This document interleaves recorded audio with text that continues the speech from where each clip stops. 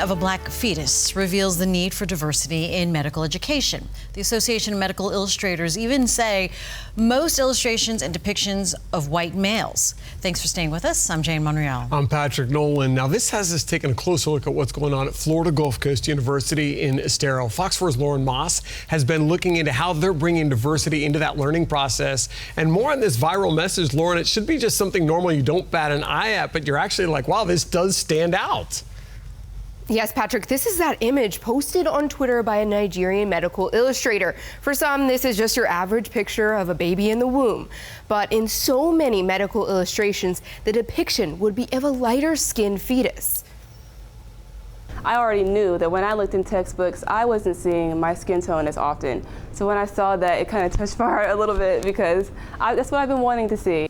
Wanting to see more diversity within medical illustrations. A study revealing that 4.5% of medical textbooks show dark skin tones.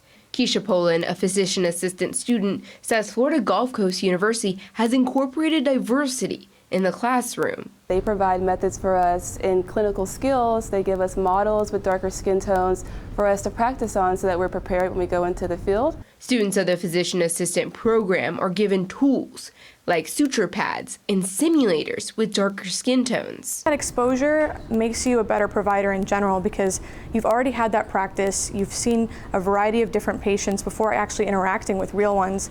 Real patients medical professionals will have to treat. There are some people who've just never lived in a very diverse population, and the first time they do see someone of a different skin color or culture or background is in practice, and that's not acceptable. AGNES FUERST, a physician assistant student, says it's not acceptable because medical professionals will run into a variety of skin tones in their practice, and some things like rashes present differently in darker skin tones. Someone with a darker complexion, you might not see red as brightly, and rather than just a color, you might see a little bit of a texture change, but that might be overlooked because you're not seeing like bright red blotches. Red blotches that would show in a lighter skin tone.